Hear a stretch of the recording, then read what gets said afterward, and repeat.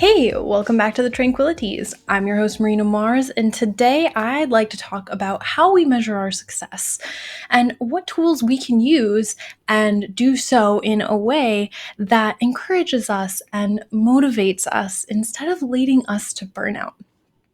Please share your thoughts in the YouTube comments section if you're here on YouTube. Whenever you feel inspired to add your spice into this melting pot of love. Now, before we dive in, please be sure to click the subscribe button if you're on YouTube, followed by the little bell for notifications, or if you're on any other podcast streaming site, go ahead and click that follow button. That way you get notifications for any new content I post when you need it. Who here was raised on the assumption that success equals productivity? Of course, as we grow up, we typically follow the advice that we're given by our elders until it's been proven otherwise. So I came from the Midwest, and therefore the cultural makeup of my community was centered around the best farm schedule or the best production schedule instead of the best human schedule. This ideology runs so deep into the fabric of society that I was told that my degree from the University of Wisconsin-Madison was worth more than other non-farm centric states simply because our work ethic is known globally for being so intense. Now, for a bit here, I used to take pride in that fact until I realized it's what took everything that mattered most away from me. Most of my self-esteem issues started pretty young. When I would hear my mother say things like, I'd hire your brother for brilliant innovation aspects of business, but, I'd hire you if I wanted a reliable hard worker. Again, she thought she was complimenting me because that's part of the cultural makeup of the Midwest. But mind you, I was one of those hella anxious, like gifted and talented kids that would grow up to be the queen of innovating and creating new systems on a highly professional level. I even tested off this charts intellectually speaking, but it didn't matter because productivity was still held to a higher regard than any sort of creativity or wisdom seeking ever was. Every bad review I've ever had as a professional in a more corporate workplace environment has always had to do with toning down who I am as a person in order to better suit the company or the environment that I was in. I propose a giant leap away from that toxic cultural narrative that keeps us from turning our passions into our lifestyles. We should not be afraid to have dreams. Instead be rejecting this idea that that you were born on this earth to do other people's work. So let's start by recognizing the best parts of ourselves now and utilizing them to heal, to grow, and to discover our life's purposes. That leads us to how should we be measuring our successes? And what tools should we be using in order to do so in a way that encourages us and motivates us instead of leading to burnout? Well, in previous episodes of the Tranquilli-TEASE, I discussed what it takes to lay the healthy foundation with our mindset, right? So let's review that really quickly. So in episode 11, titled How to Engage Our Best Flow, we discussed quite a few things, but three main topics. The first one was the difference between a fixed mindset and a growth mindset. And basically, whenever we encounter new information with an open mind and without expectation, we tend to enjoy our experiences more. And we look for more opportunities for growth instead of reasons why something may or may not have worked out for us in the past, right? So that's a growth mindset, and that's why we picked that over a fixed mindset. So the second aspect I talked about was the art of savoring and having gratitude. And so basically, when we savor and engage in the practices of gratitude, we train our minds to pick up the artifacts of satisfaction and success differently. So we learn that if we focus on the things that bring us closer to our hearts, right? That by definition brings you in alignment, closer in alignment to your goals. And as a bonus, satisfaction is just ripe for the picking on your fruit of passion.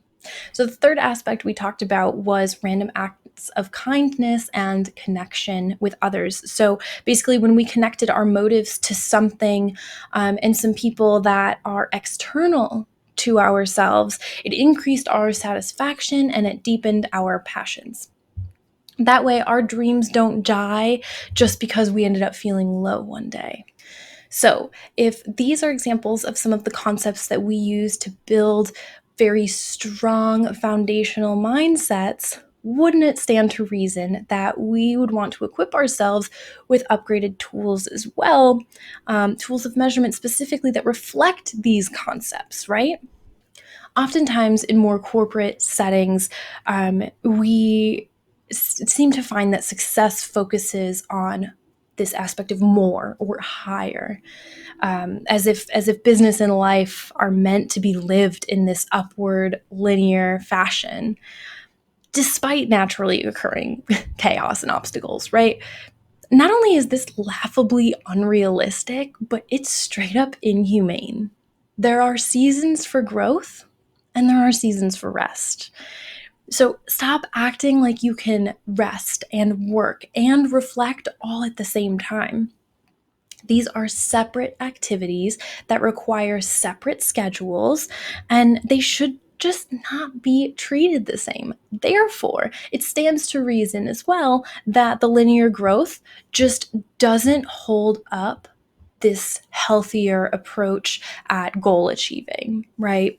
In fact, this means that we should be building categorically different definitions of success that are completely dependent on the context rather than just some impossibly arbitrary catch all.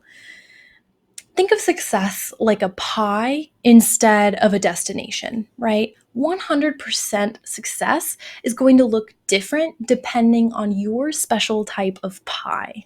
So let's just break this into the three categories, right? So, success with rest, what does that even look like? So, were you able to rest for at least a moment today, or this week, or this month? Specifically, was that rest completely unrelated to work or play, right? The definition of rest happens when you're not overlapping. Otherwise, it's not that you can't just be working and resting at the same time. That's not a thing. Like, you can't, don't, even reading a book at night, like, your brain is still working in ways that is not conducive to rest. So it doesn't count. Did you get a good laugh in recently? Did you feel calm at all? Did you feel calm without any racing thoughts for a moment? Now, obviously, rest is going to look very different depending on where you come from, what your background is, your socioeconomic level, the culture you live in. So, again, your piece of the pie, your specific pie is going to look different than others. These are just beginning questions to help you kind of think of the best way to frame your version of success with rest. So, into the second category of work, what does success with work or your labor output look like? Well, I think it starts with what your definition of work is. I personally come from this place where my business, the whole purpose of doing what I do is to serve others in the way that, sets my soul on fire and uses my best strengths while also still helping others. That might look different to you. Other questions that help me in this category are as follows. So, were you able to cover your basic needs with your paycheck? Basically, do you have food in your belly? Do you have clothing on your body? And do you have a shelter over your head?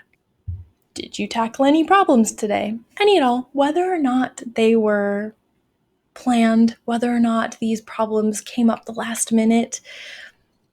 If you still solved a problem today, you still solved a problem today. Another question you can ask yourself is, did you set up any goals with flexibly actionable steps? So maybe your version of work, maybe it didn't come out with a full product today. You don't have something specifically in your hands. Maybe you don't have a client in your planner, but you came up with a game plan.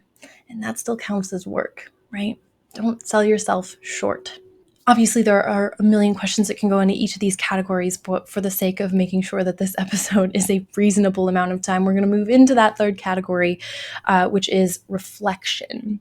So, success with reflection. This is something that doesn't often come up when you read a lot of self-help like business and success books, because it's kind of just like work and play or like work and rest. But and a lot of times reflection kind of gets pushed into work. It gets pushed into rest. But in my opinion, if I'm truly resting, if I'm like doing Netflix and chill, that looks very different from me laying in my bed and thinking about something. That's not necessarily rest. It could be, depending on your type of pie, but inherently laying it out that way, I think, is just kind of setting yourself up for a potential of overwhelm. So, with that being said, how would you measure success in the category of reflection? For me, here are the kind of questions I ask myself, at least. So, what is it that I'm getting used to, right? Like, what is becoming routine? What is something I'm still getting used to? And what is something that's new? Have you given a balanced amount of attention to all the categories of life? So, I'm just going to kind of read off this little list here. So, home, family, friends, romance, health and wellness, personal growth, spirituality, finances, and then business and work. So obviously, I I put success into three categories to the ease of this episode, but this just shows, look at how many pieces of the pie that there really are. You can, depending on the way you live your life, your pie is going to be looking differently, and I'll get into the details of that in a moment. But again, with success with reflection, other questions I ask is, do you have any disruptive thought patterns that need to be addressed? Do you notice that when you're working or when you're resting, things are going on in your head that are just not helping at all whatsoever? And so maybe you need to take a moment and sit down and do a little cognitive behavioral therapy on yourself. Maybe you need to analyze your thoughts and come up with a game plan so it doesn't happen again in the future and disrupt those other pieces of the pie. And lastly, I like to ask, how does my body feel? How does my mind feel? And are they in sync? Especially someone with panic disorder, and sometimes that disconnect will just happen out of nowhere, especially if there's like a traumatic trigger, right? So it's important to be asking these questions, because you might feel stressed out even though everything else in your pie is going wonderfully. And you might be like, why is this happening? Maybe you just forgot to breathe, or maybe you just need to go work out because you haven't moved much this week. Just asking yourself these questions and giving yourself the space to do so is going to bring so much more abundant success into other aspects of your life as well. So this leads me to my final two questions that I really want you to ponder more than anything else in this episode. Question number one: have you set up a boundary between work, play, and rest? Have you been enforcing it? So what do I mean by this? As someone who has dedicated her life to understanding, exploring, and teaching the power of the flow state, I understand how hard it can be to, quote, like, clock out of your focus, right? So this isn't easy, but I promise it's worth it. So here's a very personal example. So because of my multi-passionate entrepreneurship, I am always wanting to think or do or write or talk to people and collaborate. But considering I work from home, this means I truly just haven't had boundaries for the longest time. I've been working from home for 3 years now, and it's been a process to learn. And recently, with COVID taking away the live performance aspect of my career, that means I dove even deeper into all of this online content creation and course creation. So, in order to ensure balance, I made a promise to myself and my partner that I would never work past a very specific time on the weekdays. The only exceptions that are being made here are if there is a time crunch, like a product launch, or something disastrously goes wrong that truly cannot wait until tomorrow, or someone's life will negatively be impacted by it. Also, on the weekends, I try not to touch work at all, as much as possible, at least. And if I am touching work, it's the fun, collaborative parts, the content creation that is not just about me and not just about writing, right? It's something that can feed into the other slices of pie a little bit more. Furthermore, I try not to touch my phone for at least the first hour that I'm awake on the weekends. If I wake up too early with a racing mind, then I just lay quietly until hopefully at least 8 a.m. with my partner. Which, if you know me, that's really rare because normally I wake up with the sun. Anywhere between 6 and 7, I'm awake. So, the point of the story is that it isn't an easy moment, but it makes bringing balance to my entire life so much easier. And it also makes my partner feel very loved and cared for because he doesn't feel like, he's only getting crumbs of my pie. He gets the full slice that I promised him when we entered into this relationship. So this brings me to that second and final question for you today. Consider, where do you hold tension? Where do you not hold tension? And have you asked yourself, is it necessary? Look, we all have some difficulties in life, right? And the more you dive into mindfulness, the more you kind of start to see the darkness reveal itself, sometimes in pretty tricky ways. So, for example, my blood family and I don't really have a great relationship. I feel like I have maybe one or two crumbs of pie tying myself to them at this point. For years, I poured an abundant amount of energy into those crumbs, only to find that it caused a domino effect of negativity. It took success away from all the other pieces of my pie. And I'm not just talking about work. I'm saying all the types of love in my life, all the types of connection, even. So instead, I have allocated that energy elsewhere. And now the rest of my pie is genuinely thriving. Now, I'm not saying that if something sucks, cut it out of your life. That's not what I'm saying at all. I'm using this as an example because not everybody was born with the perfect pie or even the same pie, right? Some people are just born in situations that sort of stunt the growth of certain areas. That's okay. Just know the difference between genuine self-preservation and you being lazy or avoidant just because confrontation is hard, right? You won't know until you try. Another example of holding tension where it may be unnecessary comes from a more physical approach. If the more, intense emotional one was kind of hard to grasp, right? So, for example, if you're an acrobat or a pole dancer or an aerialist, then you're aware of the feeling of, tensing up your entire body and engaging everything rather than only engaging what you need. So, sure, tensing up your whole body has its place, especially when it comes to that cathartic, like physical release. But when it comes to an average training session, you're not going to last very long if you don't allow parts of your body to rest. For example, if I'm hanging by my arms, I don't need my legs, so I'm going to let them rest. Maybe I'm pointing my toes, but that doesn't mean my quads need to be extraordinarily engaged as if I'm holding my body weight with them, because I'm just not. So take a nice deep breath and be gentle with yourself. I know it's so cliche to say that life is not about the destination, that it's about the journey, but it's true. So be kind to your pie. So please tell me your experience with measuring your success or reflecting on your success or your little pieces of the pie. Head on down to the YouTube comment section and tell me all about it. Don't be shy. On a final note, if you haven't already signed up for my newsletter, the Martian Gazette, I highly recommend it because it is a free, sporadic dose of love, beauty, and pleasure.